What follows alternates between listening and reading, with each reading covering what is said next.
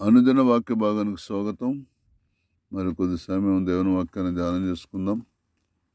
మరి ఆదికాండం 28వ అధ్యాయం 15వ వచనం చదువుకుని ముందు చదువుదాం. ఇదిగో నేను నీకు తోడయ్యుండి నీవు వెళ్ళు ప్రతి స్థలమందు నిన్ను కాపాడుచు ఈ దేశమునకు నిన్ను మరల రప్పించెదను. నేను నీతో చెప్పినది నెరవేర్చే వరకు నిన్ను విడవనని చెప్పగా. దేవుని స్తోత్రం. హల్లెలూయా. చిన్న ప్రార్థన. పరిశుద్ధాన మా తండ్రి, ఆదికాండం 28వ అధ్యాయంలో 15వ వచనం. మా పితృడైన యాకోబు యొక్క జీవితంలో తల్లిదండ్రుల మాటను గౌరవించి తన మేనమామ కుమార్తెను పెళ్లి చేసుకోవటానికి తండ్రి చేత హెచ్చరిక నుండి, ఆశీర్వాదము నుండి, వాగ్దానం పొంది మరి నన్ను దేవుడు అబ్రహామును ఆశ్రయించినట్టు ఆశీర్వదిస్తాడు. ఈ కానాను స్త్రీలు ఎవరిని పెళ్లి చేసుకొనకూడదని మీ అన్న చేసుకున్నకు బహు దుఃఖం కలిగేశాడు. నువ్వు తక్షణమే మీ మేనమామ ఇంటికి పద్దనరాముకి వెళ్ళి బెతియోరు ఇంటికి వెళ్ళి లాబానని మీ మేనమామ కుమార్తెలు ఒకదాన్ని చేసుకుని వెళ్ళి రమ్మన్నప్పుడు యాకోబు తక్షణమే బయలుదేరాడు. తండ్రి దగ్గర సెలవు తీసుకొని, దేవా మరి మార్గ మధ్యంలో దేవా మరి నువ్వు దర్శించి అతనికి వాగ్దానం ఇచ్చావు.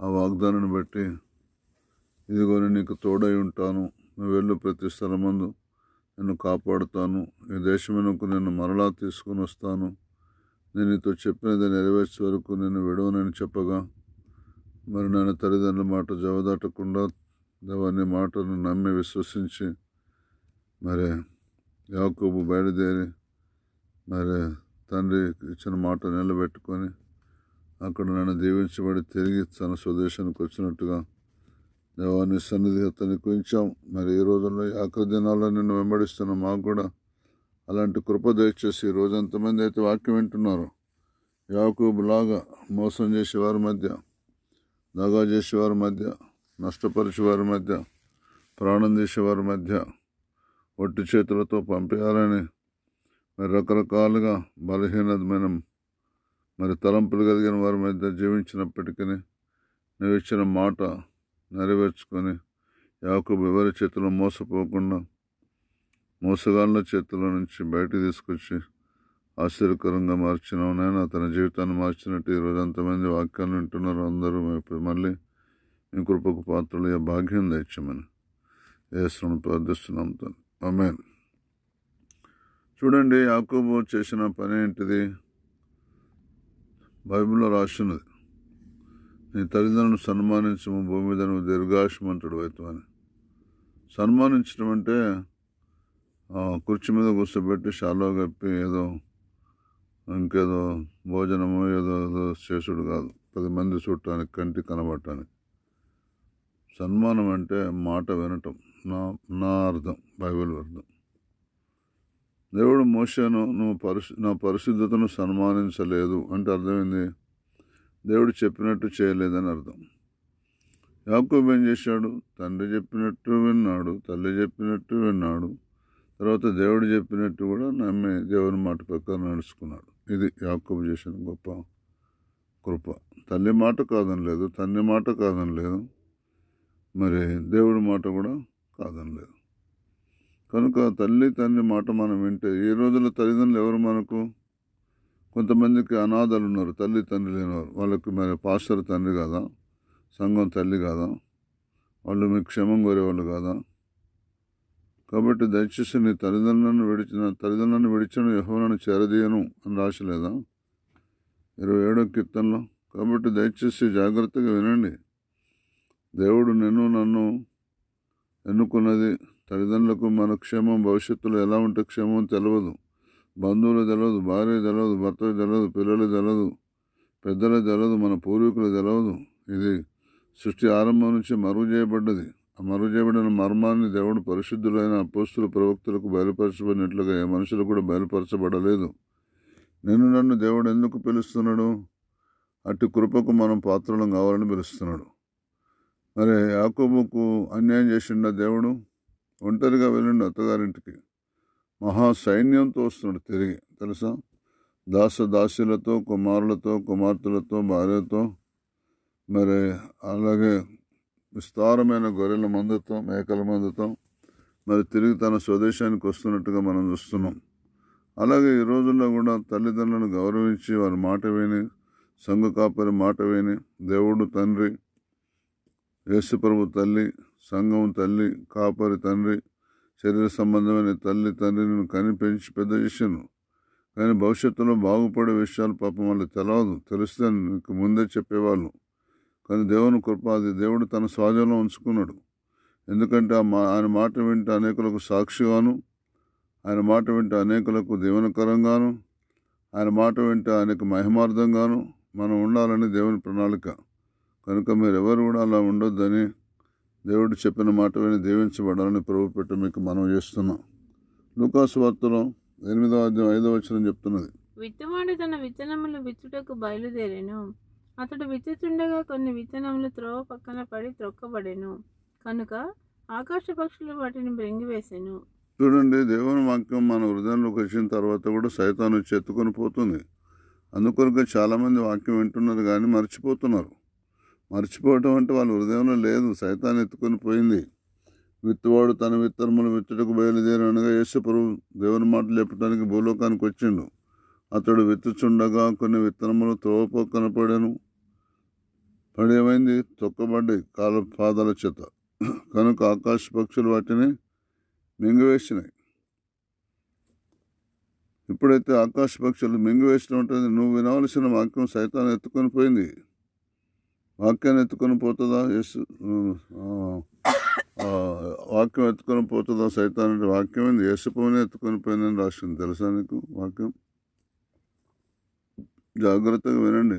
నిన్ను ఎత్తుకొని పోలేదా? నన్ను ఎత్తుకొని పోలేదా? అది ఎత్తుకొని పోతేనే లోకంలో తిరుగుతున్నాం, లేకపోతే సంఘంలో ఉంటాం మనం. తెలుసా?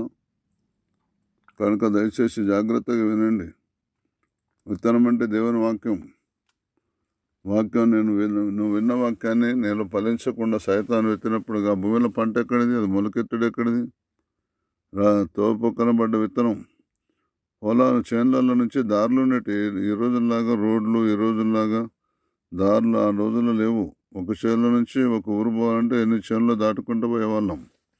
విత్తేటప్పుడు విత్తనాలు తోపక్కన విత్తనం తొక్కబడుతుంది కాబట్టి, అక్కడ విత్తనం లోపలికి దున్నిన నేల తొక్కబడుతుంది కాబట్టి విత్తనం భూమిలో పోకుండా అడిగేసిన కాడ ఉంటుంది. మళ్ళీ ఇంకొక ఆయన వచ్చి అడిగేస్తే తొక్కబడుతుంది.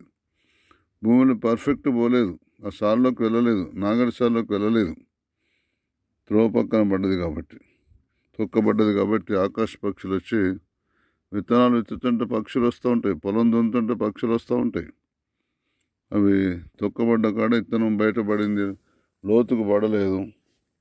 లోతుకు పడలేదంటే మన హృదయంలోకి వెళ్ళలేదు. చెవు దగ్గర నుంచి మళ్ళీ బయటకు వెళ్ళిపోయింది వాపసు వాక్యం. హృదయంలోకి పోతేనేమో అక్కడ ఫలిస్తుంది. హృదయంలో పోతే మార్పు చెందుతాం. కనుక హృదయంలోకి పోనీట్లేదు సైతాన్.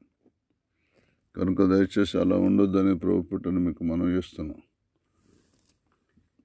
ఇర్మియా గ్రంథం 17వ అధ్యాయం 14వ వచనంలో చెప్తున్నది, యెహోవా నీవు నన్ను స్వస్థపరచుము, నేను స్వస్థత నందును. నన్ను రక్షించుము, నేను రక్షింపబడుదును. నేను నిన్ను స్తోత్రించుటకు నీవే కారణభూతుడవు. ఈ రోజుల్లో దేవుడిని చాలామంది స్తోత్రిస్తున్నారు. స్తోత్రించడానికి కారణం ఏంటిది? దేవుడే కారణభూతుడు. ఎందుకు దేవుని వాళ్ళు స్తోత్రిస్తున్నారంటే, వారు దేవుణ్ణి అడిగారు, దేవా నువ్వు నన్ను స్వస్థపరచయ్యా, నేను స్వస్థత ఉంటాను. దేవుడు స్వస్థపరిచాడు. దేవా నన్ను రక్షించయ్యా, నేను రక్షించబడతాను. రక్షించండు. అడిగారు, అడుగుడి మీకు ఇవ్వబడినాడు, వెతుకుడి మీకు దొరుకుతుంది, తట్టుడి అంటే అర్థమైంది. నీకు ఏది కావాలో నువ్వు దేవుణ్ణి అడగాలి. వాక్యం విన్నావు, వాక్యాన్ని అనుసరించి నడవాలి. వాక్యాన్ని విన్నప్పుడు అనుసరించి నడిచినప్పుడు దేవుని కృప నీకు విస్తరిస్తుంది. దేవుని కృప నీ మీద ఉంటుంది. దేవుని దయాదాక్షిణ్యం నీ మీద ఉంటాయి. ఆయన కనికరణ మీద ఉంటుంది. ఆయన కటాక్షణ మీద ఉంటుంది. కనుక దేవాను నన్ను స్వస్థపరిచయ్యా, నేను స్వస్థత. మనంతట మనం స్వస్థత పొందుతామా? నేను ఒకసారి నాకు విరేచన ఉంటే నా చేయి మీద నా చేయి నేను పెట్టుకున్నా. ప్రభా ఇదిగో ఈ ఆమోస్ అనే రోగి మీద ఇదిగో ఇది చేయబెడుతున్నాను, మీరు రోగుల మీద చేర్చుండి స్వస్థత పొందుతున్నావు. ఈ చెయ్యేమో ఆమోసుది, రోగగ్రస్తుడైన ఆమోసుది.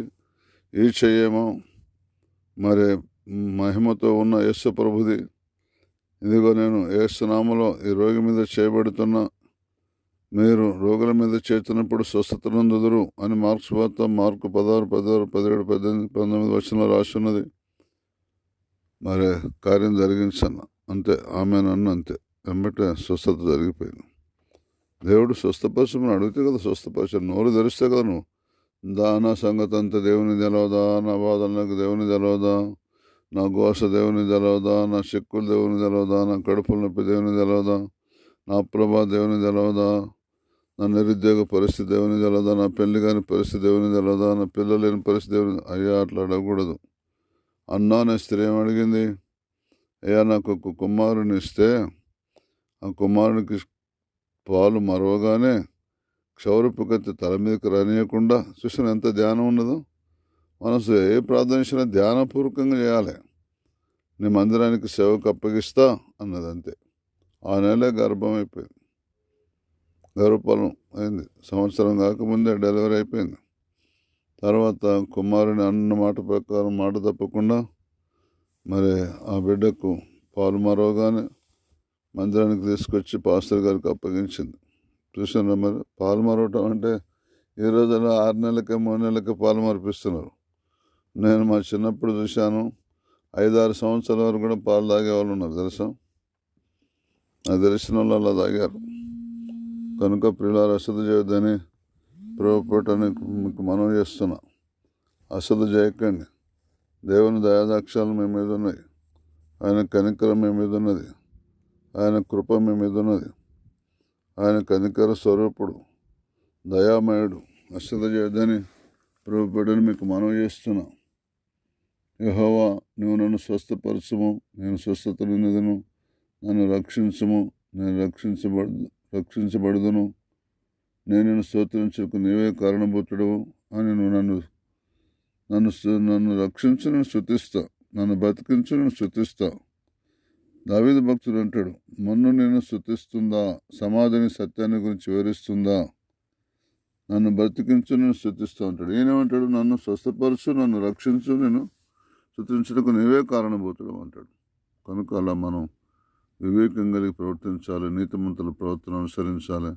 స్వస్థత లేని వారు స్వస్థత అడగండి, మీకు ఇప్పుడే స్వస్థత కలగబోతుంది. రక్షణ లేని వారు ఇప్పుడే రక్షణ అడగండి, ఇప్పుడే దేవుడు రక్షించబోతున్నాడు. ఈ రెండింటికి కారణభూతుడు ఆయనే కావాలి. ఏ పాస్టరో కారణభూతుడు కాకూడదు. ఏ బోధకునికి ఆ మహిమ కలగకూడదు. వింటున్నారా? అశ్రద్ధ చేయకండి. ఒక సహోదరి ఇట్లా కోరుకున్నది, ఇదిగో నేను అయ్యగారిని స్వస్థపరచమని అడగను, నేను జనరల్గా ప్రార్థన చేయించుకుని లైన్లో నిలబడిపోతున్నాను. ఆయన నా తల మీద చేయబెట్టంగానే నా తల కొనిపోవాలి అని తన మనసులో అనుకున్నది అంతే. మరి ఆమె లైన్లో వచ్చింది, ప్రార్థన చేయంగానే చెప్పలే నాకు ప్రార్థన చేయమని. జనరల్ ప్రార్థన చేశాను, ప్రభావి బిడ్డను దేవుని ఆశీర్వదించాను అంతే. తలనొప్పి మాయమైపోయింది. అట్లా మీరు కోరుకోండి, దేవుడు కార్యం చేయడానికి రెడీగా ఉన్నాడు. యెషయా గ్రంథం 54వ అధ్యాయం 8వ వచనం మనం చదువుకుందాం. చదవండి. మహోద్రేకము కలిగే నిమిషం మాత్రము నీకు విముఖుడనైతిని, నిత్యమైన కృపతో నీకు వాత్సల్యము చూపుదును అని నీ విమోచకుడకు యెహోవా సెలవిచ్చుచున్నాడు. నువ్వు దేవుని మీద ఆధారపడటం కనుక ఈ రోజు నుంచి నేర్చుకుంటే, నువ్వు నేర్చుకోవట్లేదు, అందుకొరకే మహోద్రేకం కలిగి నువ్వు దేవుని మీద ఆధారపడాలి. మనుషుల మీద నమ్మకం పెడుతున్నావు. ఇంకా మనుషులు ఆయన మోసం చేసిండు, ఈయన మోసం చేసిండు, ఆయన నష్టం చేసిండు, ఈయన నష్టం చేసిండు అంటున్నావు. మహోద్రేకము కలిగిన నిమిషం మాత్రం నీకు విముఖుడనైతిని, నిత్యమైన కృపతో నీకు వాత్సల్యము చూపుదును అని నీ విమోచకుడు యెహోవా సెలవిస్తున్నాడు. నిత్యమైన కృప. నువ్వు దేవుని ఆశ్రయించి ఎప్పటికీ ఉంటుంది ఆ కృప. దేవుని మీద ఆధారపడటం నేర్చుకోండి. దేవుని మీద ఆధారపడటం నేర్చుకోండి. ఆయన నిత్యమైన కృపతో నీకు వాత్సల్యత చూపబోతున్నాడు. నిత్యమైన కృప, ఎప్పటికి ఎల్లప్పుడూ ఉండే కృప. నిత్యమైన కృప అంటే నిత్యమైన కృపతో ఆయన నీకు తన వాత్సల్యత చూపటానికి ఇష్టపడుతున్నాడు.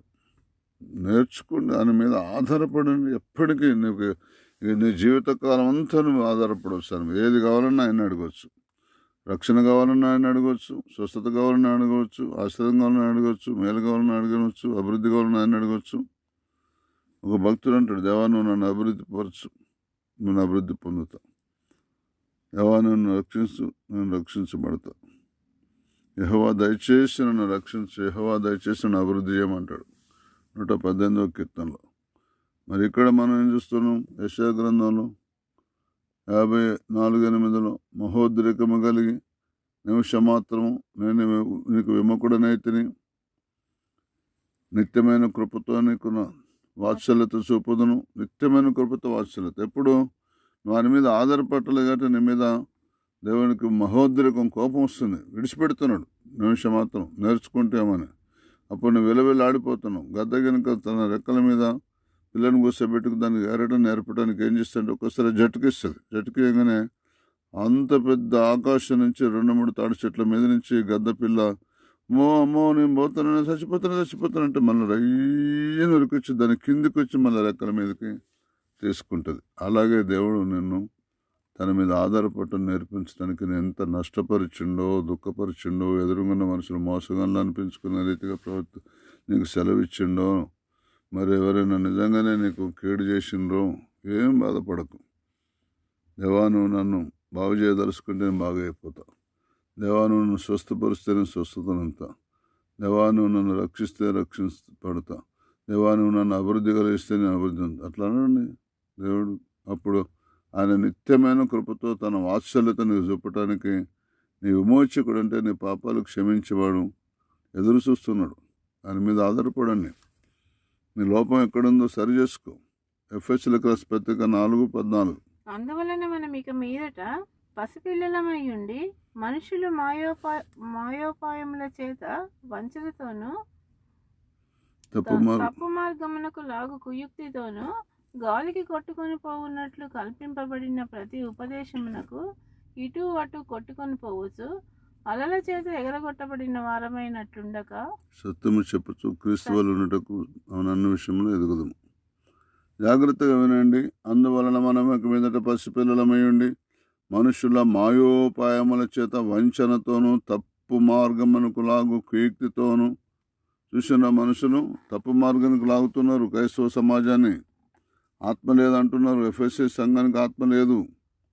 ఆరాధిస్తుంటే పౌరభక్తుడు మీరు విశ్వసించిన ఆత్మ పొందితురా, ఆత్మ ఉన్నారన్న సంగతి మాజాలు. ఈ రోజున ఆత్మ ఉన్న సంగతి అందరూ అంటున్నారు. అసలు ఆత్మ పొందిన వాళ్ళు కూడా ఆత్మానుసరణ నడవటం లేదు. ఆత్మ పొందిన కూడా దర్శనాలు నమ్మరు, కళలు నమ్మరు, స్వరం నమ్మరు, ప్రవచనం నమ్మరు, ప్రత్యక్ష నమ్మరు, భాషలు నమ్మరు, భాషలు అర్థం చెప్పటం నమ్మరు. ఇంకా పసిపిల్లల్లాగానే ఉంటున్నారు. పౌలు కొరింథీ సంఘస్థులు కూడా అంతే. అన్ని వరాలు పొందుకున్నారు, పసిపిల్లల్లాగానే ఉన్నారు. లోక సంబంధాన్ని మనుషుల్లాగానే ఉన్నారు. ఆత్మీయంగా ఎదగండి ఎలారా. దేవుని మీద ఆధారపడటం ఎదగటం అంటే ఆయనతో సవాసం చేస్తే కదా నువ్వు ఎదిగేది. ఇందువలన మనం ఇక మీదట పసిపిల్లలమేయండి మనుషుల మాయోపాయముల చేత వంచనతోనూ తప్పు మార్గంలా కుయుక్తితోనూ గాలికి కొట్టుకొని పోనట్లు కల్పింపబడిన ఉపదేశాలు ఇవన్నీ కల్పింపబడ్డాయి. ఆత్మ లేదనటం, స్వస్థత లేదనటం, అద్భుతం లేదనటం, ఆశ్చర్యకరం లేదనటం, భాషలు లేవనటం, అర్థం చెప్పటం లేదనటం, అపోస్తులు ఎక్కడున్నారు, ప్రవక్తలు ఎక్కడున్నారు అనటం. కల్పింపబడిన ప్రతి ఉపదేశానికి ఎటు పడితే అటు కొట్టుకొని పోకండి. ఏ గాలి పడితే ఆ గాలికి ఎగిరిపోకండి. తూర్పు గాలి వస్తే తూర్పు, పడమర వస్తే పడమర, ఉత్తరం వస్తే ఉత్తరం, దక్షిణం వస్తే దక్షిణం, సుడిగాలి వస్తే పైకి. ఇదేనా క్రైస్తవ సమాజం యొక్క లక్షణాలు? క్రైస్తవ సంఘాన్ని అలాగే ఉండాలని కోరుతుండ దేవుడు. కల్పింపబడిన యేసయ్య దగ్గర ఉపదేశం లేదు. ఉపదేశానికి ఒక క్రమం లేదా? అక్రమం చేయవర్లారా మీరు ఎవరన్నా తెలియదని ఎందుకు అనాల్సి వస్తున్నది? ప్రతి ఒక్కరు మారు మనసు పొందాలి, బాప్తిసం తీసుకోవాలి. ప్రతి ఒక్కరు పరిశుద్ధాత్మ పొందాలి, పరిశుద్ధాత్మ బాప్తిసం పొందాలి, ఆత్మచేత నడిపించబడాలి. అపోస్తల బోధ యందు సవాసముందు రొట్టె వచ్చి ప్రార్థించడం ఎడతేయకుండా ఉండాలి. మూర్ఖులకు ఈ తరమారికి వేరే రక్షణ పొందాలి. భక్తియులు, వేషధారులు, దుష్టులు, పనికిమాలిన వారు, ఈ 4 రకాల క్రైస్తవ సమాజాన్ని విడిచిపెట్టాలి. కల్పింపబడిన ప్రతి ఉపదేశానికి ఇటు కొట్టుకొని పోవచ్చు అలల చేత ఎగరగొట్టబడిన వారెట్లుండక సత్యము చెప్పుచు క్రీస్తు వలె ఉండటకు మనం అన్ని విషయంలో ఎదగాలి, స్థిరంగా ఉండాలి. పేతురు అంటాడు, పేతురు సిమోన్ అంటే రెల్లు, పేతురు అంటే బండ. నువ్వు ఇప్పుడు బండ మీద నా సంఘం కడతా అంటాడు. నువ్వు స్థిరమైన పునాది మీద కట్టబడు. నువ్వు వాక్యం నిజంగా నేర్చుకో దేవుని దగ్గర. ఆయన కృప నీకు తోడుగా ఉండును గాక. ఆమేన్. ప్రార్థన చేసుకుందాం. మన మధ్య లవంగారు ప్రార్థన చేస్తుంది. హల్లెలూయా తండ్రి, వందనాలు తండ్రి, స్తుతులు తండ్రి, స్తోత్రాలు తండ్రి. ఓ దేవా, ఈరోజు మీరు ఇచ్చిన మాటల్ని బట్టి మిమ్మల్ని స్తుతిస్తున్నాను తండ్రి. ఇదిగో నేను నీకు తోడయ్యుండి నువ్వు వెళ్ళు ప్రతి స్థలంలో నిన్ను కాపాడుచు మరి ఈ దేశంలోకి తిరిగి మళ్ళీ రప్పించదనని యాకోబుతోటి మరి దేవుడు అన్నట్టుగా తండ్రి, మరి యాకోబు గారైతే తండ్రి మరి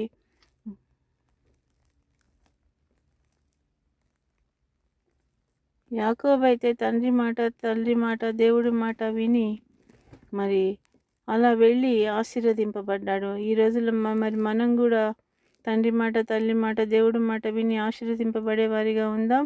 కొంతమంది విత్తనాలు జల్లేటప్పుడు పక్కన పడిపోతున్నాయి, అవి తొక్కబడిపోతున్నాయి, ఆకాశ పక్షులు మింగేస్తున్నాయి. మనం కూడా వాక్యం విని మరి మనసులో ఉంచుకోకుండా మరి ఫలించలేకపోతున్నాం. దయచేసి మనం కూడా విన్న వాక్యాన్ని మన మనసులో ఉంచుకొని ఫలించేవారిగా ఉండే కృపను దయచేయండి తండ్రి. ఇగో మరి దేవుడిని అయితే మనం ఏది అడిగితే దేవుడు మనకు అది ఇస్తాడు. కాబట్టి దేవా, నన్ను స్వస్థపరచు, నన్ను రక్షింపు. నువ్వు నన్ను స్వస్థపరిస్తేనే నేను స్వస్థపడతానయ్యా. నువ్వు నన్ను రక్షిస్తేనే నాకు రక్షణ దొరుకుతుందయ్యా. మరి నువ్వు గనక నన్ను రక్షిస్తే, నన్ను స్వస్థపరిస్తే దానికి కారణం నీవే. కాబట్టి నేను నిన్ను స్తుతిస్తానయ్యా. మరి దేవుడు మనల్ని అడగనందువల్ల స్వస్థపరచడం లేదు, అడగనందువల్ల రక్షణ లేదు, అడగనందువల్ల మన సమస్యలు పోవటం లేదు. కాబట్టి దయచేసి ఈ రోజు నుంచి వాక్యాన్ని విన్న మనం అందరం కూడా దేవుణ్ణి మనం ఏ విషయంలో అయితే సమస్యలతో ఉన్నామో ఆ సమస్యల్లో దేవుణ్ణి బ్రతిమాలుకుందాం. దేవా, నన్ను స్వస్థపరచయ్యా. నువ్వు స్వస్థపరిస్తేనే నేను స్వస్థపడతాను. దేవా, నాకు ప్రార్థన చేసే మనసు ఇయ్య. నువ్వు ప్రార్థన చేస్తే, నువ్వు మనసిస్తేనే అలా నేను ప్రార్థన చేస్తాను. బ్రతిమాలుకునే వారిగా ఉందాం. మరి అలా మనసు ఇచ్చాడు అంటే మనం అందుని బట్టి మన దేవుడికి కృతజ్ఞతలు చెప్పేవారిగా ఉందాం. మరి మనసు ఇచ్చినా రక్షించినా కానీ మనం కృతజ్ఞతలు చెప్పలేకపోతున్నాము. అందుకే తిరిగి దేవుడు మనకి సహాయం చేయడం లేదేమో. దయచేసి ఈరోజు నుంచి మనం అందరం కూడా అలా దేవుణ్ణి అడిగేవారిగా ఉందాం, అడిగి పొందుకునేవారిగా ఉందాం.